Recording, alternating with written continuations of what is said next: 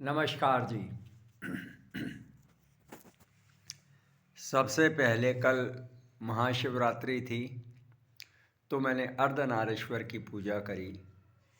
इस धरती के चारों दिशाओं में जितने देश प्रदेश पड़ते हैं, उन समस्त देशों प्रदेशों में धरती के अंतिम छोरों तक चारों दिशाओं में जितने भी स्त्री पुरुष हैं, उनको माता पिता स्वरूप मैं प्रणाम करता हूँ, क्योंकि काशी विश्वनाथ ही विश्व की आत्मा, माता जगत जननी ही विश्व की जगत जननी है। तो चारों दिशाओं में धरती पे जितने देश प्रदेश पड़ते हैं, उसमें जितने भी स्त्री पुरुष हैं धरती के अंतिम छोरों तक चारों दिशाओं में, उन सभी जीवों को माता पिता स्वरूप प्रणाम करता हूँ। दूसरी बात कि लोग, मैं 108 रामायण जी पढ़ रहा हूँ कि पुनः जन्म न विद्यते, और देवी भगवती पुराण पढ़ूंगा। तो सबसे बड़ी बात यह है कि माता जगत जननी ही सभी तत्वों को जन्म देने वाली, तत्व यानी किसी भी धर्म में उनके जो शीर्षस्थ गुरु हुए हैं, शीर्षस्थ सभी धर्मों में होते हैं, सभी धर्मों में होते हैं। जैसे हमारे गुरु गोरखनाथ बाबा बालकनाथ है, सभी धर्मों में सभी पंथों में कोई ना कोई गुरु होते हैं। तो ये पौराणिक है, बाबा गोरखनाथ बाबा बालकनाथ, ये मतलब सबसे पौराणिक व्यवस्था। तो अब मैं 108 रामायण जी पढ़ रहा हूँ, इसमें क्या हुआ है माता। अब दूसरी बात ये कि जितने भी कवच आए हैं उसमें कहा गया है, मैं पैरों में, हाथों में, लिंग में, गुदा में, मल में, विष्ठा में, यानी शरीर के समस्त अंगों में भगवान को नमस्कार करता हूँ। वही वारा हैं, वही चरणों में नारायण हैं, वही लिंग गुदा में नारायण हैं, दृष्टि मुख में भी नारायण है। तो जितने भी धर्म ग्रंथ हैं हमारे सनातन परंपरा के, उसमें किसी के दूसरे धर्म का नाम हमें पता नहीं, हमने ग्रंथ पढ़े नहीं, हम निर्णय नहीं दे सकते। सनातन परंपरा में जितने भी हमारे सनातन परंपरा ग्रंथ हैं, उनमें जितने भी कवच आते हैं, लिंग गुदा और मुख, दृष्टि, बुद्धि, सब जगह पैरों में, हाथों में देवताओं का निवास है। इसलिए सभी अंगों में, प्रत्यंगों में मैं देवी देवताओं का नमस्कार करता हूँ। अब सबसे बड़ी बात, 108 रामायण जी पढ़ रहा हूँ, माता जानकी जी का हरण हो गया। भाई भूतों के अभ्यास में क्या होता है कि हम देखते हैं, अब इसको इस प्रकार से, इस उक्ति से समझते हैं। भाई हम लोटा जल का भरेंगे गंगा में तो हरण हो जाएगा, हम सूर्य हमारी ऊर्जा को खींचते हैं, हमारी खाल सूख जाती है, फसल सूख जाती है। तो जब इतनी दूर से सूर्य हरण कर लेता है, क्षरण कर लेता है, तो भैया रावण कैसे नहीं ले गया सीता को? बात तो मानने वाली है। जब हम किसी चीज़ को उठाते हैं या लेते हैं या देते हैं, जब वो सूर्य इतनी दूर से हरण क्षरण कर लेता है फसलें, जो फसल पक जाती है या हमारी खाल भी सूख जाती है या इतना, तो आँच सेकते हैं तो दूर से आँच लगती है।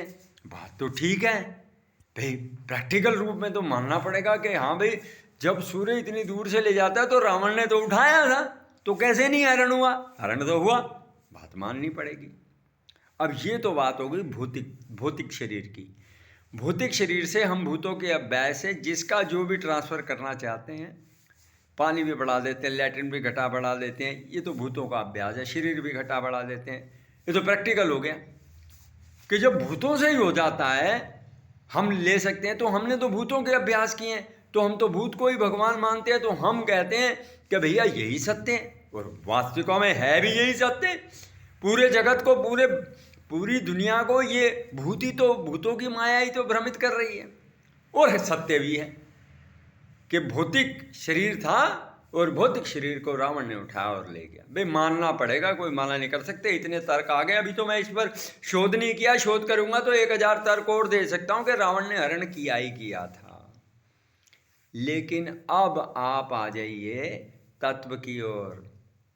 राम सुखदेव जी थे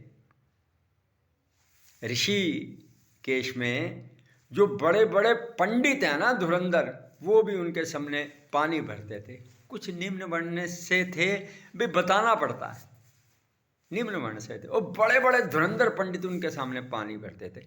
जात ना पूछो साध की, पूछ लीजिए ज्ञान, और मोल करो तलवार का, पड़ी रहन दो म्यान। तो जितनी बड़ी रामायण है उतनी बड़ी उन्होंने गीता लिखी है और विस्तार किया है, गीता के एक एक शब्द का विश्लेषण किया है। उन्होंने कहा है विदेही, यानी राम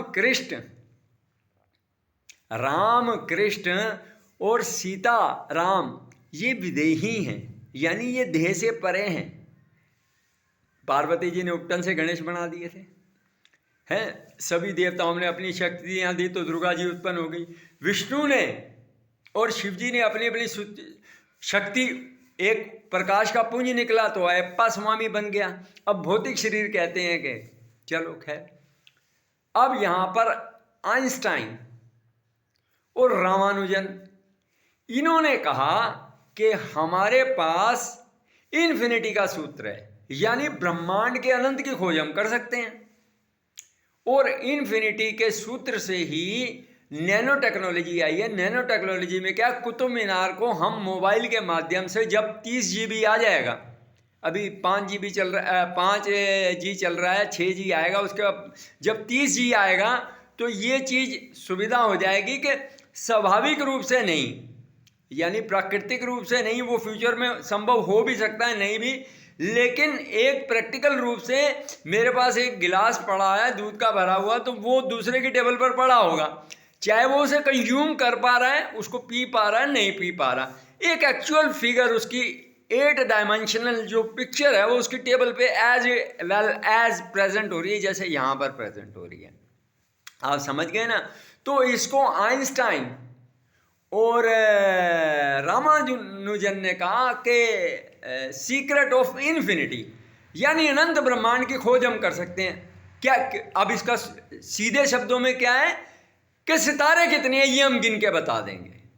तो उन्होंने कहा भी अब आप गिन के बताओ। तो आइंस्टाइन ने कहा मेरे पास सूत्र है इसका, जैसे मैं इतनी बातें कर रहा हूं तो ये मुक्ति का सूत्र है, लेकिन मुक्ति वो अनंत की खोज है। मुक्ति को ये नहीं है कि खरीदा और पेड़ा खा लिया, बिस्कुट खरीदा खाला, मक्खन खरीदा खा लिया। तो बोले मेरे पास इन्फिनिटी का सूत्र है। तो उन्होंने कहा लाओ सूत्र लाओ। तो सूत्र को जब बड़े बड़े जो धुरंधर अमेरिका, कनाडा, इंग्लैंड और भारत के बड़े बड़े जो गणित के विशेषज्ञ थे, उन्होंने जैसे विदेही शब्द पर मैं राम सुखदेव जी को प्रणाम करता हूँ, ऐसे वैसे बड़े बड़े पंडित जो मतलब बड़े बड़े पंडित राम सुखदेव जी को प्रणाम करते हैं धुरंधर, इसी प्रकार से मैं भी प्रणाम करता हूँ। इसी प्रकार से रामानुजन को, आइंस्टाइन को इन्फिनिटी का सूत्र उनके हाथ में बिल्कुल ठीक है और मुक्ति का साधन मेरे पास है, सबने प्रणाम कर दिया। अब उसकी खोज चलती रहेगी कि इन्फिनिटी का सूत्र, तो यानी अब भूतों के माध्यम से, तो अब ये भी कहा गया है राधा कृष्ण मल मैथुन से परे, यानी बात यह है हम किसी भी धर्म में चले जाएं, हम कहते हैं, हम अपने धर्म की बात करते हैं आत्मा राम है।